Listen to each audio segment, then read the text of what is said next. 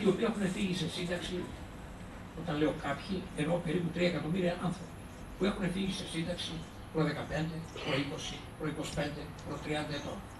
Και έρχεται τώρα ο νόμος και μας λέει, για αυτούς τους ανθρώπους θα επανυπολογίσουμε τη σύνταξη που πήραν. Θα την επανυπολογίσουμε όχι με βάση την νομοθεσία που ίσχυε όταν έφυγαν, γιατί οι άνθρωποι πήραν τη σύνταξη νόμιμα, με την νομοθεσία που ίσχυε τότε. Θα την ξαναυπολογίσουμε όμως ποια έπρεπε να είναι αυτή η σύνταξη με τη σημερινή νομοθεσία, αυτή που προβλέπει ο νόμος Κατρούγκαλου, που το ίδιο το νομοθέτημα ομολογεί μπορεί να είναι και από 25% και παραπάνω από 25% μειωμένο. Τίθεται λοιπόν το ερώτημα, μπορεί να περάσει μια τέτοια ρύθμιση? Να έρθει να πει στον άλλο που έχει φύγει προ 30 ετών ότι πήρε σύνταξη 1.000 ευρώ και έπρεπε να πάρεις με το καινούργιο νόμο 700 και επομένως το υπόλοιπο κομμάτι, τα 300 ευρώ, θα το ονομάσουμε προσωπική διαφορά, θα τα παίρνεις μέχρι το 18 και από εκεί και πέρα θα σε ψηφίζονται. Δεν θα έχουμε, όπως αντιλαμβάνεστε, ομαδικές προσφυγές στη δικαιοσύνη και υπάρχει καμιά αμφιβολία ότι τέτοιες ρυθμίσεις να έρθει στον άλλον ο οποίος νομίμως πήρε τη σύνταξή του με τα 20, 25, 30 χρόνια να του λες ότι κακώς πήρες αυτή τη σύνταξη που πήρες τότε, την οποία όμως προέβλεπε ο ισχύον τότε κατά το χρόνο της συνταξιοδότησης νόμος. Είναι φαινόμενα τα οποία σε καμία περίπτωση δεν μπορούν να περάσουν απαρατήρητα.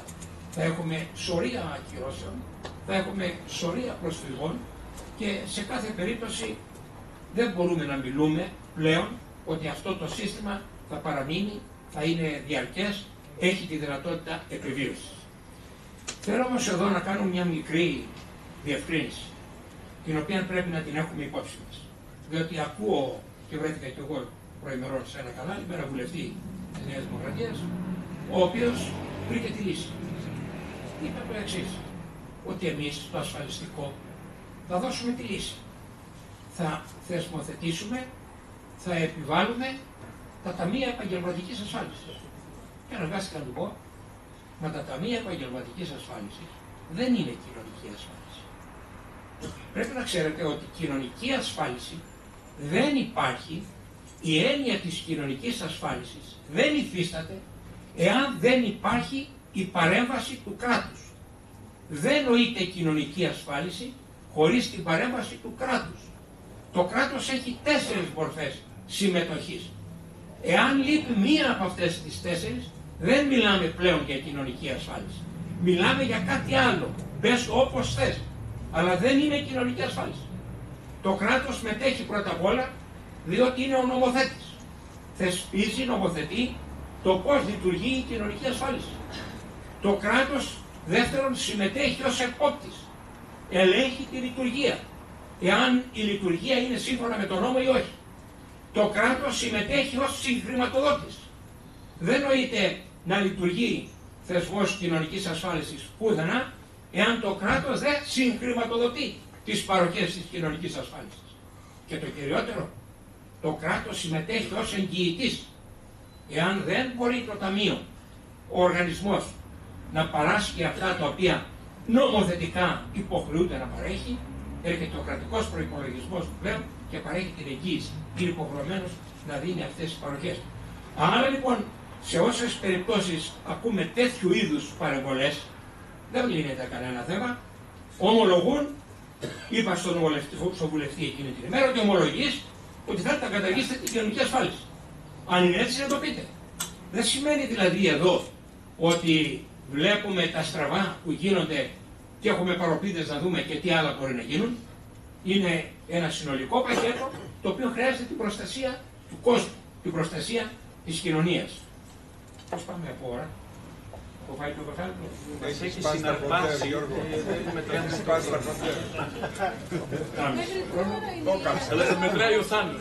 Γιώργο, έχει σπάσει τα κοντέρ, το έκαψες. Καλά, σας δούμε, δεν θα έχει ώρα.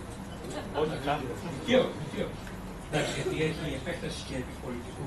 Βρήκες βολικό πρόεδρο γι' αυτό. Ένα θέμα το οποίο επίσης, εδώ θα σταματήσω, θα πω αυτό το θέμα και θα σταματήσω μετά. Είπα νωρίτερα ότι παρά τις αλλαγές, τις αλλεπάλληλες της νομοθεσίας, δηλαδή την έλλειψη σταθερότητος, η Διεθνής Σύμβαση Εργασίας 102 επιβάλλει ώστε ο συνταξιούχος να έχει δύο δεδομένα κατά τη διάρκεια της συνταξιοδοτικής του ζωής. Το ένα δεδομένο να έχει το επίπεδο, να διασφαλίζεται το επίπεδο ζωής που είχε και πριν συνταξιοδοτηθεί. Η σύνταξη πρέπει να του διατηρεί το ίδιο επίπεδο ζωής ή περίπου το ίδιο με αυτό που είχε στη διάρκεια που ήταν ενεργός στην παραγωγική διαδικασία. Και έχει και ένα δεύτερο σημείο, στο ότι η σύνταξη την οποία παίρνει συνταξιοδοτούμενος θα πρέπει να παραμένει σταθερή από απόψεως αγοραστικής αξίας, να μην έχει μείωση. Κοίταζα προκαιρού μία έκθεση για τη Γαλλία και βλέπω ότι με τα 20 χρόνια συντάξιμης ζωής ο Γάλλος διατηρεί το 95% της αγοραστικής αξίας της σύνταξης που πήρε όταν βγήκε στη σύνταξη. Ο Έλληνας από το 2010 μέχρι τώρα έχει μειωθεί, του Έλληνα έχει μειωθεί η αγοραστική δύναμη της σύνταξης του μέχρι, όχι για όλους το ίδιο, αλλά μέχρι 70%. Από το 10 μέχρι τώρα, συνολικά, με τα 3 μνημόνια. Συνολικά. Η Διεθνή Σύμβαση Εργασίας 102 λοιπόν παραβιάζεται και σε αυτό το σημείο, στο ότι δεν τηρούνται οι όροι της. Σε κάθε περίπτωση λοιπόν, εδώ κάποια στιγμή αυτά πρέπει να γίνουν γνωστά. Έχουμε και εμείς υποχρέωση να τα αποκαλύπτουμε, αλλά και όλοι μας, και εσείς και όλοι μας την υποχρέωση να τα μεταφέρουμε στο κοινωνικό σύνολο. Διότι το κοινωνικό σύνολο έχει κουραστεί, και θα κλείσω αυτή την κουβέντα με τούτο το οποίο συνηθίζω να το λέω τώρα τελευταία στον κόσμο που έρχεται στο γραφείο μου. Παρατηρώ ένα φαινόμενο. Έρχονται πολίτες διαφόρων κοινωνικών ομάδων. Είναι μια σταθερή άποψη. Μα δεν βγαίνουν ρε παιδί μου στον δρόμο, δεν βγαίνουν διαδηλώσεις. Και ρωτώ και εγώ αφελώς, εσείς προσωπικά βγαίνετε?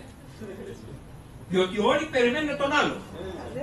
Υπάρχει μια έτσι, πώς θα την πω, θα έλεγα τη λέξη κοινωνική απογοήτευση, ένα είδος εσωτερικής καταστολής, που λέει άλλος και να πω δεν γίνεται τίποτα, ας βγουν οι άλλοι. Δεν γίνεται δουλειά έτσι. Δεν υπάρχει αυτή τη στιγμή το να καταγγέλουμε, το να λέμε, εάν δεν υπάρχει κάποια δυναμική παρέμβαση, και καταλήγω με τούτο που θα το έλεγα και συνθηματολογικό. Πρέπει να κατανικήσουμε την απογοήτευσή μας. Ο καθένας από εμάς πρέπει να πιστέψει ότι έχει δυνατότητες ατομικές ο καθένας, οι οποίες βέβαια αθροιζόμενες στο σύνολο μπορούν να καρακουρίσουν τα πάντα. Άρα λοιπόν το ξαναλέω, ο καθένας από εμάς οφείλει και για αυτά που έλεγε ο Γιάννης πριν από λίγο, και για αυτά που έχω πει εγώ μέχρι τώρα, και για αυτά που θα πει ο Δημήτρης, και αυτά που θα πείτε στη συνέχεια εσείς στις παρεμβάσεις που θα έχετε τη δυνατότητα να κάνετε.